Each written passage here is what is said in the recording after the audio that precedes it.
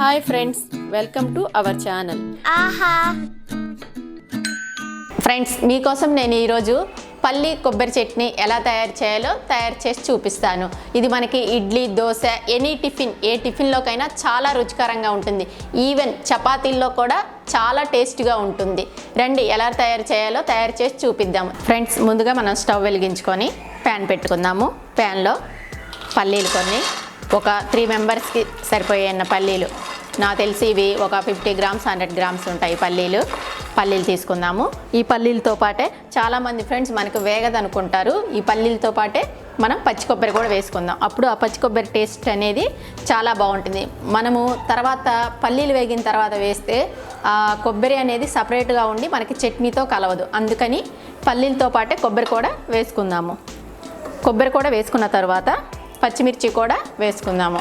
అయితే ఫ్రెండ్స్, ఎవరి కారంకి తగ్గట్టు వాళ్ళు వేసుకోండి. నేను కొంచెం కారం ఎక్కువ తింటాను కాబట్టి పచ్చిమిర్చి ఎక్కువ వేసుకున్నాను. అయితే మనకి పల్లీలు స్వీట్గా ఉంటాయి, కొబ్బరి కూడా స్వీట్గా ఉంటుంది కాబట్టి కొంచెం పచ్చిమిర్చి అనేది ఎక్కువగానే పడుతుంది. ఇవన్నీ వేసుకున్న తర్వాత ఒకసారి కలుపుకొని ఒక 2 టేబుల్ స్పూన్ల ఆయిల్ వేసుకుందాము. ఆయిల్ వేసుకున్న తర్వాత మరొకసారి కలబెట్టుకుందాము. ఫ్రెండ్స్, అయితే పచ్చిమిర్చిని ఇలా పొడుగ్గా కాకుండా హాఫ్గా కట్ చేసుకొని కూడా ముక్కలుగా వేసుకోవచ్చు. నేను కట్ చేయకుండా వేశాను. మీరైతే కట్ చేసి త్వరగా మగ్గాలంటే కట్ చేసుకొని వేసుకోండి.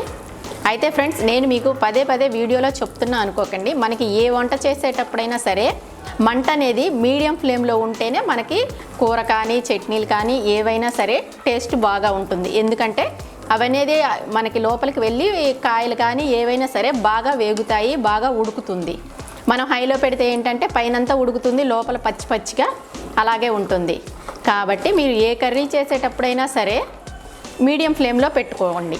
ఇలా కలిపిన తర్వాత ఇవి మగ్గటం కోసం అనేసరి మూత పెట్టుకుందాము. మనకి మూత పెట్టుకుంటే ఏంటంటే ఆవిరికి అనేవి త్వరగా మగ్గిపోతాయి. ఒక 5 మినిట్స్ మగ్గబెడదాము. ఫ్రెండ్స్, ఇప్పుడు మనము మూత తీసి చూద్దాము. చూసారా, మనకి పల్లీలు, పచ్చిమిర్చి, కొబ్బరి అనేది బాగా మగ్గిపోయింది. ఇంకంతకంటే మనకి ఎక్కువ మగ్గితే చట్నీ టేస్ట్ అనేది మారిపోతుంది, నలుపు రంగులో వస్తుంది. మనకి ఇలా మగ్గటం అనేది సరిపోతుంది. దీనిలో ఇప్పుడు కొంచెం చింతపండు వేసుకుందాము. ఈ చింతపండు వేసుకొని స్టవ్ ఆఫ్ చేసేద్దాము. ఆఫ్ చేసేస్తే మనకి ఈ వేడికి అనేది ఈ చింతపండు మగ్గిపోతుంది. అప్పుడు మనం దీన్ని మిక్సీ వేసుకుందాము. మిక్సీలో ఏమేమి వేయాలో మిక్సీ వేసేటప్పుడు చూపిస్తాను ఫ్రెండ్స్, తప్పకుండా చూడండి. నా వీడియో మొత్తాన్ని స్కిప్ చేయకుండా చూడండి. మీకు వెరైటీ రుచులు, కొత్త రుచులు అనేవి తెలుస్తాయి. అయితే ఫ్రెండ్స్, చాలామంది దీనిలో వెల్లిపాయలు వేసి మిక్సీ పడతారు. నేనైతే తాలింపులో వేస్తాను వెల్లిపాయలు అనేవి. ఇప్పుడు ఇది ఆరిపోయేంత వరకు వెయిట్ చేద్దాము. ఆరిపోయిన తర్వాత మిక్సీ వేసుకొని తాలింపు ఎలా వేయాలో చూపిస్తాను. ఇప్పుడు మనం ముందుగా వేపి పెట్టుకున్నటువంటి పల్లీలు, కొబ్బరి, పచ్చిమిర్చి అనేవి మొత్తంగా చల్లారిపోయిన వాటిని మనము మిక్సీ జార్లో తీసుకుందాము. కొంచెం జీలకర్ర వేసుకుందాము. టేస్ట్కి కొంచెం జీలకర్ర వేసుకున్న తర్వాత ఎవరి టేస్ట్కి తగ్గట్టు వాళ్ళు సాల్ట్ వేసుకుందాము. అయితే ఫ్రెండ్స్, చాలామంది మనకి వెల్లుల్లి అనేది ఇందులో వేసి మిక్సీ పడతారు, కొంతమంది తాలింపులో వేసుకుంటారు. అయితే దీనిలో కన్నా కూడా మనకి తాలింపులో వేసుకుంటేనే ఆ వెల్లుల్లి ఫ్లేవర్ అనేది బాగా చక్కగా తెలుస్తుంది. అందువల్ల నేను తాలింపులోనే వెల్లుల్లి వేస్తాను. దీనిలో ఇంకా ఓన్లీ జీలకర్ర, సాల్ట్ మాత్రమే వేస్తున్నాను. సాల్ట్ బదులు ఫ్రెండ్స్ నేను కల్లుప్పు వేస్తున్నాను.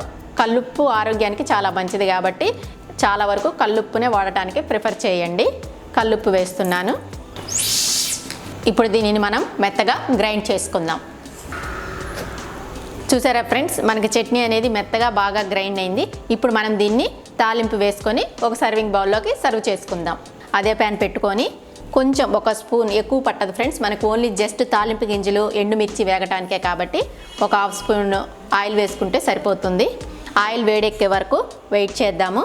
ఆయిల్ మనకి వేడెక్కింది ఫ్రెండ్స్. అయితే మనం ముందుగా తాలింపు గింజలు కాకుండా వెల్లుల్లి ఒక 3-4 దంచి వేసుకోండి. మనకి ముందుగా వెల్లుల్లి వేయటం వల్ల ఏంటంటే ఆ ఫ్లేవర్ అనేది ఆయిల్లో బాగా మగ్గి మన చట్నీ మొత్తానికి ఆ వెల్లుల్లి ఫ్లేవర్ అనేది తగులుతుంది. కాబట్టి ముందుగా వెల్లుల్లి వేసి అయ్యేగే అంతవరకు వెయిట్ చేయండి. ఫస్ట్ తాలింపు గింజలు వేస్తే ఏంటంటే అవి మాడిపోతాయి, వెల్లుల్లి అనేది వేగదు, అంతే పచ్చిగా ఉంటాయి. మనకి వెల్లుల్లి కొంచెం ఫ్రై అయ్యేంత వరకు ఉంటే ఆ టేస్ట్ అనేది బాగా చట్నీకి పట్టి చట్నీ మంచిగా కమ్మగా మంచి రుచిగా ఉంటుంది.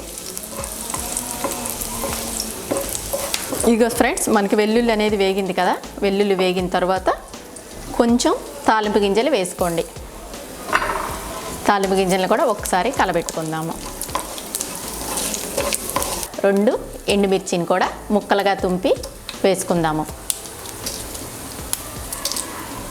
ఎండుమిర్చి కూడా వేసిన తర్వాత మరొకసారి కలబెట్టుకుందాము. మనకి ఎండుమిర్చి కినిక వేగిపోతే మనకి తాలింపు రెడీ అయినట్లే. ఫ్రెండ్స్, మనకి ఎండుమిర్చి వేగిన తర్వాత కొంచెం లైట్గా కొత్తిమీర వేసుకుందాము.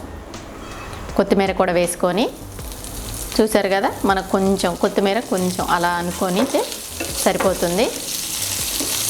కొత్తిమీర అలా చిటపట్లాడిన తర్వాత ముందుగా గ్రైండ్ చేసుకొని పెట్టుకున్నటువంటి చట్నీని ఈ తాలింపులో వేసుకుందాము. చట్నీని వేసుకొని ఒకసారి కలపెట్టుకుందాము. మనం మిక్సీలో ఉన్నటువంటి చట్నీలో కొంచెం వాటర్ పోసుకొని ఆ మిక్సీ గిన్నెలోని వాటర్ను కూడా దీనిలో కలుపుకుందాము. ఈ వాటర్ పోసుకున్న తర్వాత ఒక్కసారి కలపెట్టుకుందాం. చూసారు కదా ఫ్రెండ్స్, మనకి కొబ్బరి పల్లి చట్నీ అనేది ఎంత ఈజీగా త్వరగా రెడీ అయిపోయిందో చూస్తుంటేనే నోరూరిపోతుంది ఫ్రెండ్స్. ఎప్పుడెప్పుడు తిందామా ఇడ్లీ దోశ అనిపిస్తుంది, అంత టేస్ట్గా ఉంటుంది. చాలామంది కొబ్బరి వేయడానికి ఇష్టపడరు, కానీ ఎండు కొబ్బరి కంటే కూడా మీరు ఒక్కసారి పచ్చి కొబ్బరి వేసి చూడండి, మీకే ఆ టేస్ట్కి తేడా అనేది తెలుస్తుంది. ఎండు కొబ్బరితో బాగుందా పచ్చి కొబ్బరితో బాగుందా అనేది.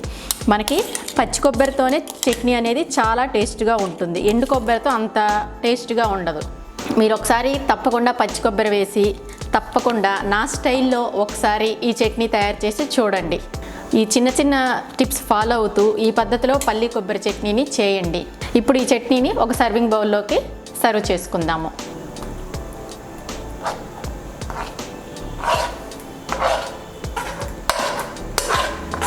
ఒక్కసారి ఈ పద్ధతిని ఫాలో అవుతూ తయారు చేయండి, మీకే చట్నీ చాలా అంటే చాలా టేస్టీగా సూపర్గా ఉంటుంది. చాలా త్వరగా 5 నిమిషాల్లో అయిపోతుంది. నా వీడియో కనుక మీకు నచ్చినట్లయితే లైక్ చేయండి, షేర్ చేయండి, కామెంట్ చేయండి, సబ్స్క్రైబ్ చేయండి. నా ఛానల్లో మీరు మొట్టమొదటిసారిగా చూస్తున్నట్లయితే బెల్ ఐకాన్ని కొట్టడం మర్చిపోకండి. నా వీడియో కనుక మీకు నచ్చితే మీ ఫ్రెండ్స్కి రిలేటివ్స్కి షేర్ చేయండి. మరొక మంచి రెసిపీతో మళ్ళీ కలుద్దాం. Bye bye friends. Hi friends, welcome to our channel. ఆహా.